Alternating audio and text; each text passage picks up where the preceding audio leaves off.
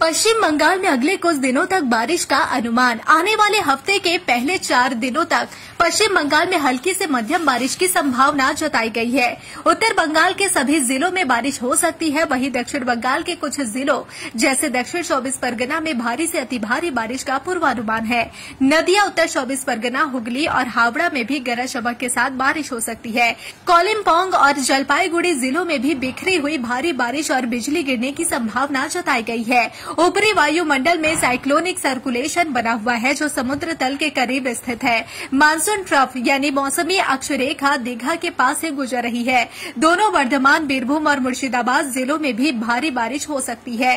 उत्तर बंगाल में भी तेज बारिश की संभावना बनी हुई है। उत्तर बंगाल के 4 जिलों में भारी बारिश की संभावना है। वहीं दक्षिण बंगाल के लगभग सभी जिलों में भी भारी बारिश की चेतावनी जारी की गई है। दक्षिण बंगाल में ऑरेंज अलर्ट यानी कमला सतर्कता जारी किया गया है। 4 तारीख को दार्जिलिंग, कोलिम्पोंग और अन्य 3 जिलों में भी ऑरेंज अलर्ट रहेगा। कोलकाता में हर दिन आसमान में बादल छाए रहने और गरज चमक के साथ बारिश की संभावना बनी हुई है। हालांकि मछुआरों के लिए अभी कोई विशेष चेतावनी नहीं दी गई है। कोलकाता का तापमान फिलहाल 30 से 32 डिग्री सेल्सियस के बीच है। दक्षिण बंगाल के कैनिंग में अब तक 77 मिलीमीटर बारिश दर्ज की गई है। इंतजार करने वालों को इतना ही मिलता है जितना कोशिश करने वाले पीछे छोड़ के चले जाते हैं। आप भी क्या कर रहे हो भैया? दिन भर समय वेस्ट कर रहे हो।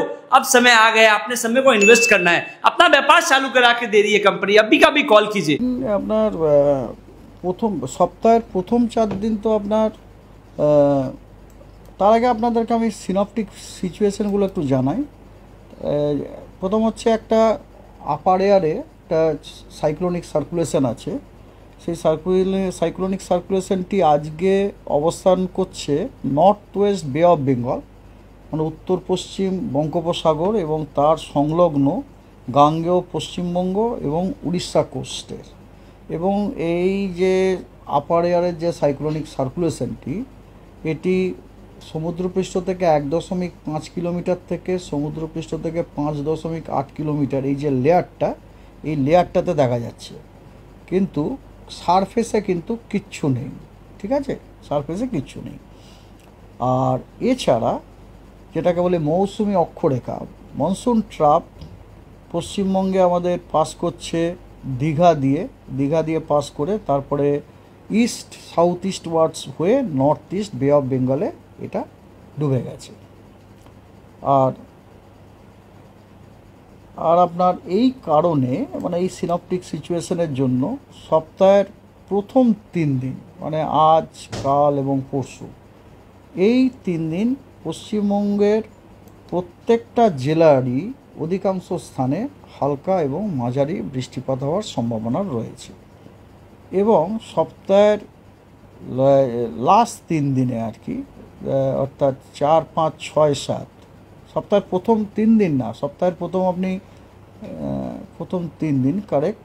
তো এদিকে হচ্ছে 4, 5, 6, 7 মানে লাস্ট 4 দিনে উত্তরবঙ্গের প্রত্যেকটা জেলাতেই অধিকাংশ স্থানে হালকা এবং মাঝারি বৃষ্টিপাত হওয়ার সম্ভাবনা রয়েছে। এবং দক্ষিণবঙ্গের প্রত্যেকটা জেলার অনেক স্থানেই হালকা মাঝারি বৃষ্টিপাত হওয়ার সম্ভাবনা আছে। এবং তার সাথে সাথে কিছু জেলায় বিক্ষিপ্তভাবে থান্ডারস্টর্ম, লাইটনিং, ঝোড়ো হাওয়া এবং ভারী থেকে অতি ভারী বর্ষণেরও সম্ভাবনা রয়েছে। সেগুলোর ডিটেলস হচ্ছে, যেমন আজকে দক্ষিণবঙ্গের দক্ষিণ 24 পরগনা জেলাতে বিক্ষিপ্তভাবে 2-1 জায়গায় ভারী থেকে অতি ভারী বর্ষণ হওয়ার যথেষ্ট সম্ভাবনা রয়েছে।